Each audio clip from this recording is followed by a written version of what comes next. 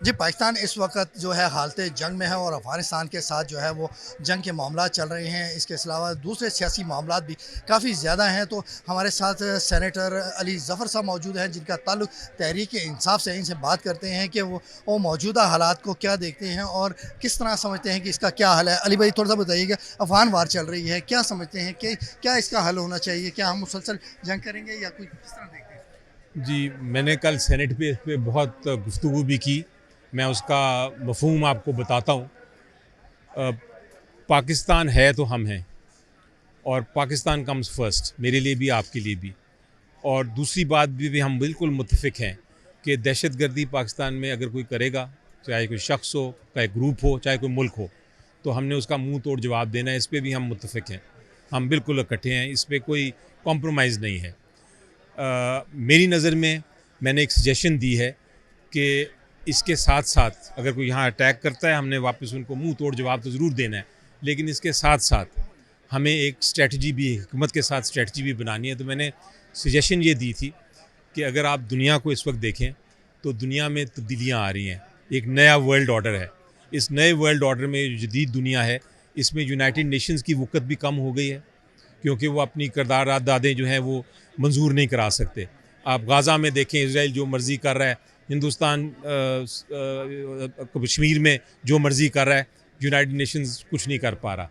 Venezuela के president को उठा के ले जाते हैं, यूनाइटेड नेशंस कुछ नहीं कर रहा। तो इस नई दुनिया में बैनुल-अक़वामी कावानीन की भी अहमियत कम रह गई है। तो ज़रूरी है इस दुनिया में जहाँ माइट इज़ राइट, जहाँ ताकत पे ज़ोर से आप जो मर्ज़ी कर लें, कि आप रीजनल अपना फ्रेमवर्क्स बनाएं।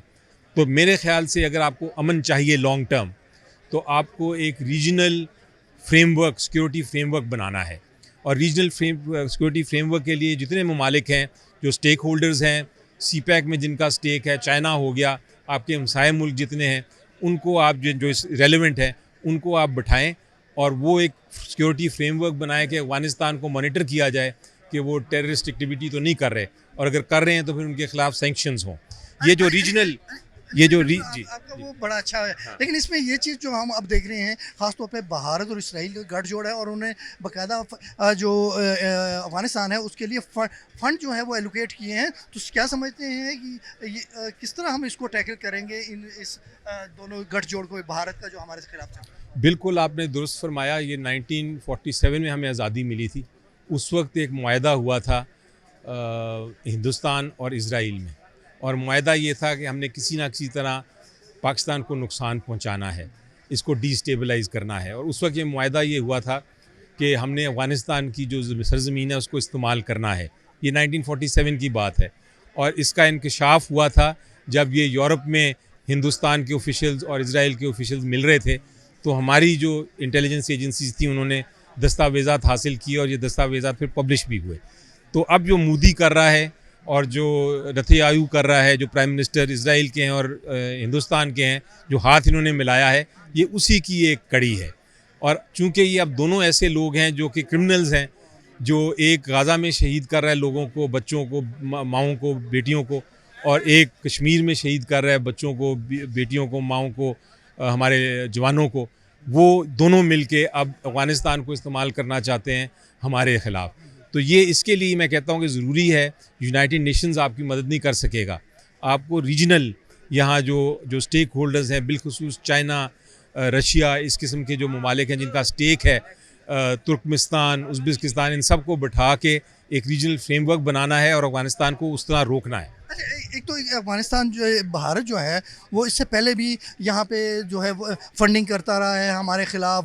वो बलूचिस्तान में भी हमारे ख़िलाफ़ फंडिंग करता रहा है। लेकिन क्या समझते हैं कि इसको रोकने के लिए क्या ऐसी सियासी पोजीशन पर हमें या इंटरनेशनली हमें ऐसे इक़दाम करने चाहिए ताकि इसको कम से कम किया जाए?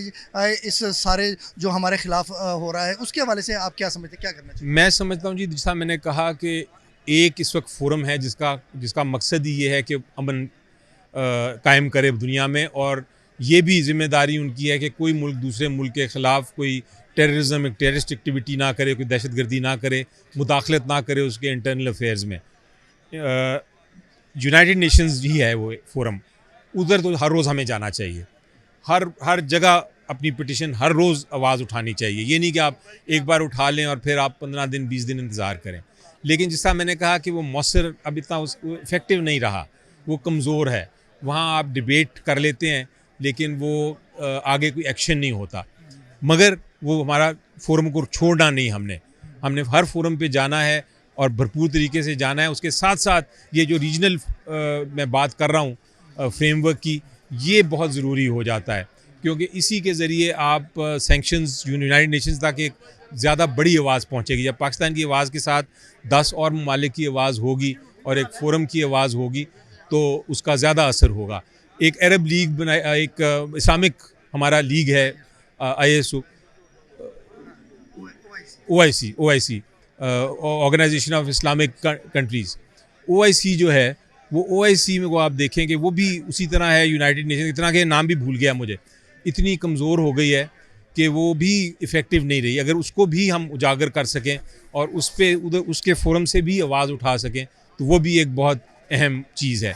जहाँ तक हमारा उनको जवाब देना है डिप्लोमेटिकली, वो जो बहुत ज़रूरी है। जहाँ तक जवाब देना है हमें बाय फोर्स, वो हम दे चुके हैं ऑलरेडी। अच्छा अली भाई, एक और चीज़ बता दें, ईरान जो है उसके पर बादल जो है मंडला रहे हैं, किसी वक्त भी कोई अटैक जो उस पर हो सकता है, मुज़ाकरात भी साथ साथ चल रहे हैं। क्या समझते हैं इसका इम्पेक्ट कितना पड़ेगा हमारे मुल्क पे, हमारे रीजन पे, और इसको और रोकने के लिए क्या हुकूमत को कोई किरदार अदा करना चाहिए? जी देखिए, बहुत बड़ा इम्पैक्ट पड़ेगा। अगर आप देखें तो अल्टीमेटली इन्फ्लुएंस इज़राइल का ही होगा। अगर ईरान में कोई मसला होता है तो इज़राइल आपके बिल्कुल हमसाया बन जाएगा एक तरह से। ये तो आप नहीं बर्दाश्त कर सकते। लेकिन आपसे ज़्यादा इसका इम्पैक्ट मेरा ख़्याल है जो रीजनल पावर्स हैं उन पे होगा। आपके पास सारा कुछ एशिया में आ गया है। यूरोप अब इकनॉमिकली जो है माशी तौर पे कमज़ोर होता जा रहा है। अमेरिका भी हिल रहा है, वो भी अब टैरिफ्स बढ़ा के और मुख्तलिफ़ तरीके से पैसे कमाने की कोशिश कर रहा है। जो पावर है इस वक्त एशिया में है। एशिया में एक तरफ चाइना है, एक तरफ रशिया भी है, जो आपके फार ईस्टर्न मुल्क हैं वो भी हैं, न्यूक्लियर पावर पाकिस्तान है। तो यहाँ सारी गेम है इस वक्त दुनिया की।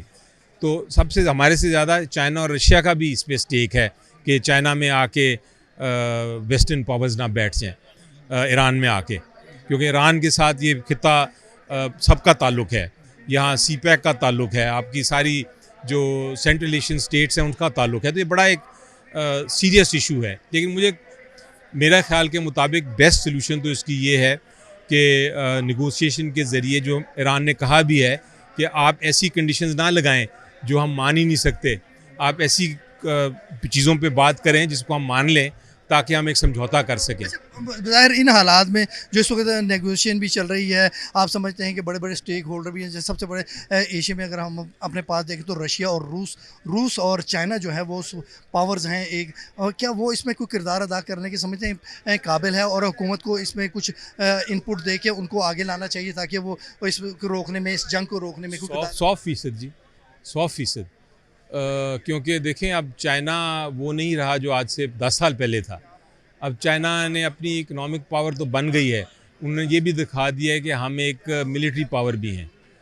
तो और वो अब उनका रोल मेरा ख़्याल है खाली एक, पहले तो रोल ये होता था कि आके वो इकोनॉमिक कॉर्पोरेशन करते थे, माशी तौर पे वो अपनी पार्टनरशिप्स करके तो उसको आगे मुल्कों के साथ ताल्लुकात बढ़ाते थे। अब उनका इन्फ्लुएंस जो है ज़रूरी है कि वो उससे बढ़ के अपनी सिक्योरिटी अरेंजमेंट्स जो इस रीजन की हैं उसको भी संभालें एक तरह से, और उसके लिए उनको रोल अदा करना पड़ेगा। अच्छा अली भाई, एक तो यही चीज़ है कि सियासी इख्तलाफात तो आपके इंटरनल पाकिस्तान में हैं, पार्टीज़ के होते भी हैं, वो किसी पॉलिसी से मुत्तफिक होते हैं, किसी से नहीं होते। आप क्या समझते हैं कि इंटरनेशनली मौजूदा हालात में हुकूमत की पॉलिसीज़ ऐसी हैं कि उनसे इत्तफाक किया जा सके, या उसमें कुछ आप अमेंडमेंट चाहते हैं कि इसमें कुछ अमेंड किया जाए? जी देखें, ये बड़ा जनरल सवाल है। मैं हर ज़ाती तौर पे समझता हूँ कि सबसे पहले आपने देखना है कि पाकिस्तान के हक़ में क्या है। ऑपोजिशन जब होती है आपकी, जब आप एक ऑपोजिशन में बैठते हैं तो आप एक तरह से एक हुकूमत है इन वेटिंग, यानी आप इंतज़ार कर रहे हैं हुकूमत में आने के लिए अगले इलेक्शन में। तो आपको ये सारी चीज़ों पे नज़र रखनी चाहिए और रखनी पड़ती है। सबसे पहला इसमें प्रिंसिपल जो असूल होता है, आप ये देखते हैं कि क्या ये चीज़ जो कर रही है हुकूमत, स्पेशली जब आप फ़ॉरेन पॉलिसी की बात करें, बैनुल-अक़वामी पॉलिसीज़ की बात करें, मुख्तलिफ़ ममालिक से आप ताल्लुकात की बात करें, तो सबसे अहम चीज़ ये होती है देखना कि ये पाकिस्तान के फ़ायदे में है कि नहीं। अगर पाकिस्तान के फ़ायदे में है तो अपोजिशन फिर चुप रहती है। अपोजिशन फिर शायद ये कहती है कि ठीक है, ये अच्छा काम हो रहा है, होने दो। लेकिन अगर वो पाकिस्तान के फ़ायदे में नहीं है और कोई चीज़, कोई भी आइटम ख़िलाफ़ है, तो फिर अपोजिशन का ये फ़र्ज़ है कि वो उस पर आवाज़ उठाए, क्योंकि एक तो मुल्क का नुकसान होगा और दूसरे वक्त जब वो हुकूमत में आएंगे तो फिर उनको वो फेस करना पड़ेगा आज का प्रॉब्लम। अब जिस तरह हमने ज़ियाउल हक़ साहब के ज़माने में हमने अफ़गानिस्तान की वॉर लड़ ली बाकी ममालिक के कहने पे, अपने अंदर अपने मुल्क में हमने टेररिज्म शुरू कर दिया, अपने मुल्क में हमने क्लैशनकोव कल्चर ले आए, हमने अपने मुल्क में सारी जो ड्रग माफियाज थे वो इकट्ठे कर लिए, तो ये भुगतना पड़ा है हमें, आज भी भुगत रहे हैं हम। तो माजी की गलती मुस्तकबिल की आपकी वो नुकसान पहुंचा सकता है। इसलिए अपोजिशन का काम है कि हर आइटम को देखे, जो अच्छा है वो चलें चुप कर लें आप, लेकिन जो बुरा है उस पर आवाज़ उठाएं। थोड़ा सा अब सियासी कुछ बात पाकिस्तान के अंदर की हो जाए, क्या समझते हैं कि जो पीटीआई बानी पीटीआई हैं उनके इलाज के हवाले से आप कहाँ तक मुतमईन हैं? जी देखें, उनका जो खान साहब की और बुशरा बीबी की जो हिफाजत है, जो उनकी सेहत है, जो उनकी रिहाई है, उस पर पूरी दुनिया को तशवीश है और हमें तो बहुत ज़्यादा कंसर्न है। हम समझते हैं कि हुकूमत की ज़िम्मेदारी है कि वो उनका जो डॉक्टर है, जो ख़ास तौर पे जिस डॉक्टर पे खान साहब को एतमाद है, वो डॉक्टर इस इलाज में शामिल हो। कल सेनेट में मैं स्पीच कर रहा था तो मैंने एक हुकूमत को ये बताया, मैंने आइन पढ़ के सुनाया और मैंने कहा ये देखें, आइन में लिखा है कि ये आपकी ज़िम्मेदारी है कि हर शहरी का सही इलाज हो और नुकसान ना पहुँचे किसी तरह भी। इसी तरह खान साहब की ये एक बुनियादी हक़ है और इंसानी हक़ है उनका कि उनका इलाज उनके डॉक्टर से हो। मैंने हुकूमत को कहा कि आप कह रहे हैं कि इलाज हो रहा है, चलें आपकी बात एक सेकंड के लिए मान लेते हैं कि इलाज हो रहा है। अगर इलाज हो रहा है तो फिर मेरी एक रिक्वेस्ट है कि उस इलाज में खान साहब के डॉक्टर जिस पे उनको एतमाद है उसको शामिल कर लें। हम ये नहीं कह रहे कि उसे इलाज करा लें, उसको शामिल कर लें ताकि वो हमें बता दे।